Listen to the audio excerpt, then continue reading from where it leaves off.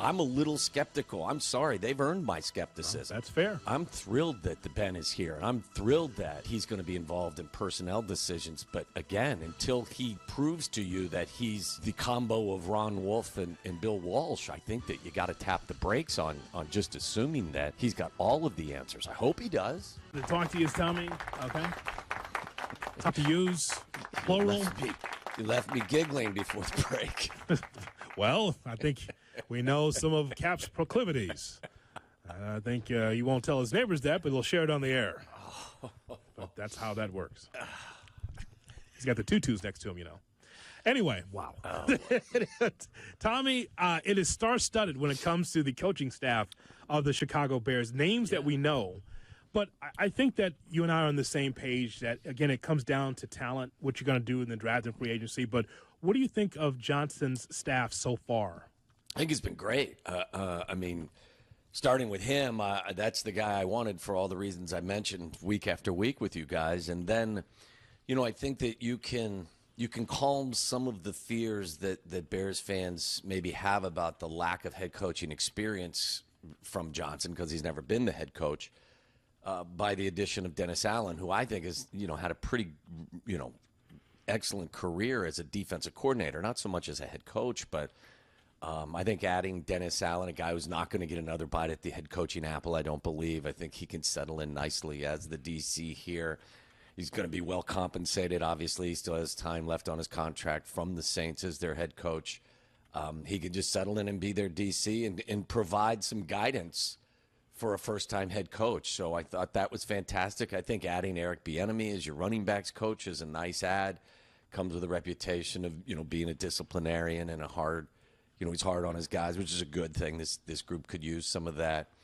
The offensive line coach has a lot of experience. Antoine Randall, I think, is going to help get more out of the receiving core than we saw last year. So I think, Jonathan, in total, I really like what I saw. Now, as you mentioned, though, you know, the hard work begins now. Now you got to find guys that can help elevate this team at the line of scrimmage on both sides of the football. So there's a lot of work to be done.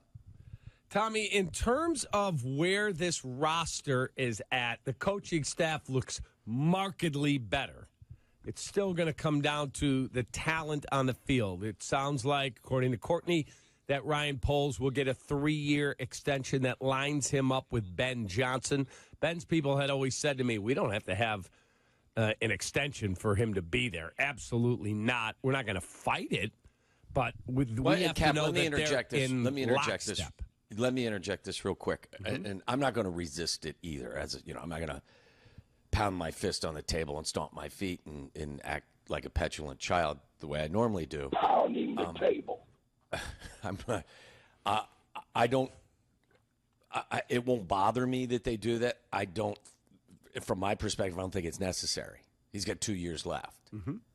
What if they go out and they have another year where the draft or free agency doesn't bring you the improvement that you were looking for? Well, some of that will blow back on Ben as well, because Ryan has said, I'm going to go find the players that guy wants me to get him. No question, but Ben's not, at the end of the day, who they sign and who they draft is going to be more a reflection on the GM than it is the head coach. And I don't dispute that, Kap, because it's one of the reasons why I thought Ben Johnson was an attractive head coach, not just because of his ability to game plan and call plays, but he knows what good players look like, especially at the line of scrimmage. So, again, I'm not going to resist it, but I don't think it's necessary at this point with 2 years left. You know what I mean? Like, usually you get rewarded or you get extended because you've done really good things. And while I think that Ryan can improve off of what has transpired over the last 3 years, and I do like the combination of having Ben in the room, I mean, do you think that that's the extension is going to be based on performance or just to line people up? Well, if they're giving him an extension, it's not based on the performance that they've had to this point, except everyone said, well, you're never going to get Ben Johnson to come here unless you fire Poles. Well, that was proven wrong, and he actually was able to woo him here. Yeah, again, maybe I'm spending too much time with this because I'm happy with the coaching staff. I do think that Ryan will get better as he does this job. Most people do that. I mean, if they give him a 3-year extension to make him match up with Ben Johnson, great. If they don't, I don't think that that's a problem, I guess is what I'm saying to you. I wouldn't worry that these guys aren't working together because their contracts don't match up. Okay, Ben has told people around that building, we can go to the playoffs right now. This year, playoffs. This is not a full-scale rebuild. Do you concur? Anything's possible. Like, did the NFL think that the Vikings were going to be a 14-win team? Did anyone think that the Washington Commanders were going to be a 12-win team? I wouldn't rule it out, but I wouldn't put my money on it. There's a lot of repair work to do with this team. Their offensive line, you got to show me that they can upgrade what they're doing up there. You got to show me that they can find another pass rusher that can get to quarterbacks. You got to show me with Dennis Allen that you could be, more solid against the running game. So, listen, after the last couple of years, I think I'm more in show me mode than going over the top. I'm, cautiously optimistic, but I wouldn't. We had this conversation late in the show yesterday. I would put them in there. They're in the mix. Mm-hmm. They're not in the hunt. They're in the mix. They're not one of the top. They're not the Eagles. I think that, I think the 49ers will come back. They're not they're not the Lions. There will be some regression there. Still think that the Packers have a lead on them. But they're in that kind of second tier. They're not in the dregs of the NFC, but they're kind of in the mix. And I'm cautiously optimistic, and I'm eager to see what happens with them.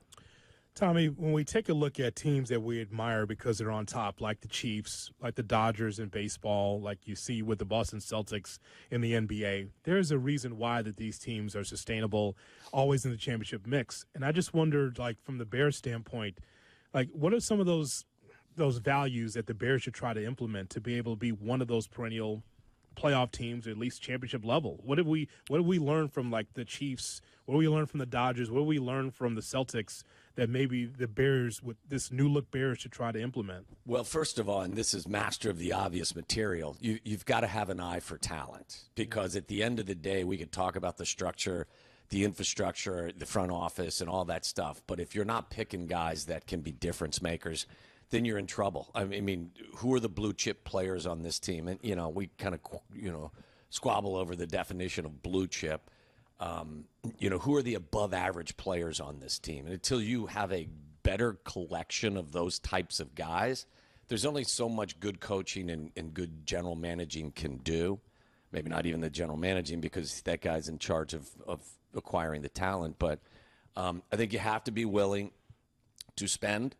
There are some restraints, obviously, in the NFL, but I think you saw the Bears in an environment where there aren't limits in terms of hiring coaches.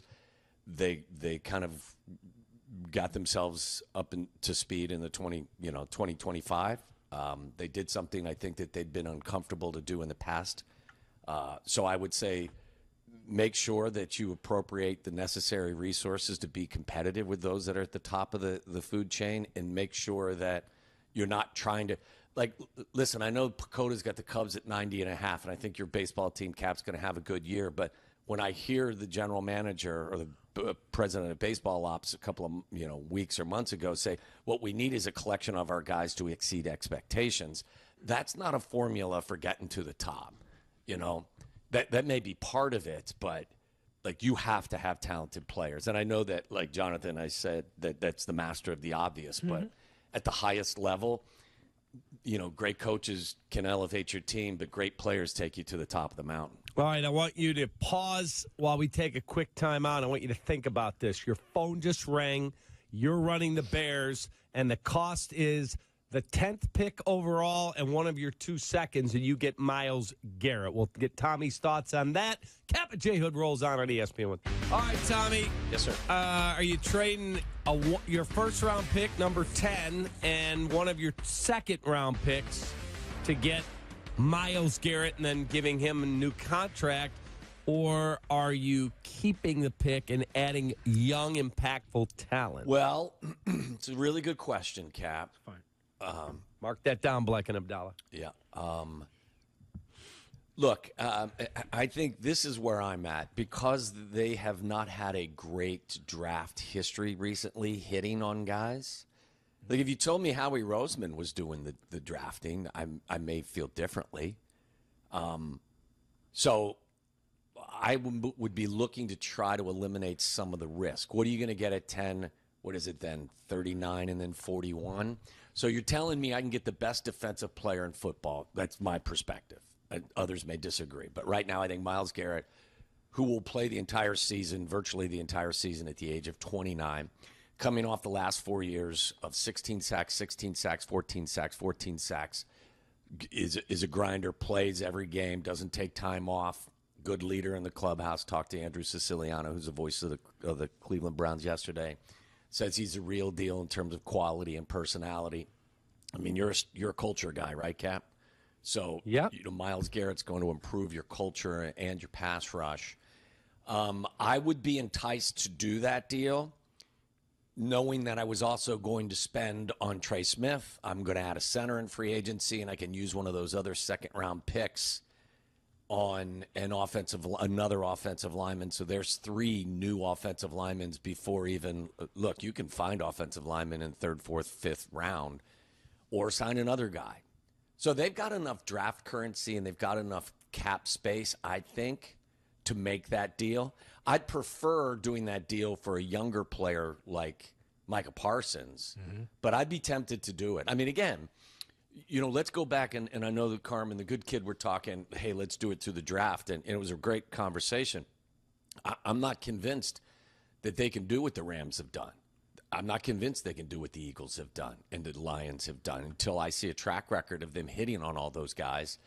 Then I'm still going to be looking to try to eliminate some of the risk, and that's kind of what you do with a trade. So I would be compelled to look at it and do it. And again, go back to when they traded for Khalil Mack. His first year here, they were the number 1 scoring defense in the league. If Cody Parkey doesn't double doink that, many people believe that team would get to the NFC title game. Right? I mean, if you go back in time. Yes. And and then he runs to the Today Show into the loving arms of Hoda Kotb to talk about his mental health. Yeah. Well, and also, guys, like, look, if Ben Johnson's telling you we're a playoff team, well, that tells you then that they would be interested in that. Because if you think that you can get to the postseason after a 5-win season, after all that transpired with this roster before they even upgrade it, then I would think if you feel that way about this group, then you'd be interested, don't you? Yeah, I just wish that the Bears were a Myles Garrett away from getting to the playoffs. Yeah, Totally that's agree. where I'm at. I want to keep adding young talent. I look at the Lions and Brad Holmes said, I don't trade high-end draft capital. I don't You do mean it. young talent like Zach Pickens? Young talent like Tyler Scott? Fair, but Like you're, young talent you're like Velus automatically Jones? assuming that the next picks are going to be failures. And you are automatically assuming that they're going to be difference makers like Jalen Carter and offensive linemen that move the pile. And I hope you're right. Well, I'm saying that because Ben Johnson is involved now in helping the evaluation process. Listen, there's no bigger fan of Ben Johnson in this town than me. But you're now making it sound like, Cap, that he's who is Ron Wolf as well as he's Bill Walsh. Like, don't know yet. No, Just what don't I'm know. saying Just remember, Cap, he's a neophyte at that one position. Right. One of the and that's the evaluation. The offense, yes. Fair. But the other side of it, he's new to it. But let's not forget they signed Tremaine Edmonds at the urging of Matt Eberflus, and he said, I got to give my coach what he's asking me for. Ben Johnson may be asking for something totally he may, different. Cap. He may, but you're assuming that Ben's going to hit on these guys. And again, I hope so. I don't mean to be the voice of gloom and doom, but I'm not going to make any more assumptions that everyone up in that building right now, every decision they make is a positive one. But I go back to the trade thing. I totally understand. I won't pound my table. I would totally understand if you said, hey, I want to grow this, with all the draft picks. I totally get that. I'm just a little apprehensive because I haven't seen the return on that investment from some of the earlier picks that they've made to this point, if you know what I'm saying. Tommy, Super Bowl Sunday is going to be fun. The Super Bowl licks is going to be outstanding. One more weekend. Cannot wait. And then we segue to Bulls basketball and spring training. Don't forget the Blackhawks, kid. And don't forget about the Reds. Cincinnati Reds. I'm still looking for Chizen on my cable provider. Okay, They're working on it. I saw that on been hearing that for months. I saw Chizen on Showtime last night, and boy, how fantastic was she! You did. As always, Tommy, we appreciate the time. All right, folks. See you, Tommy. See you guys.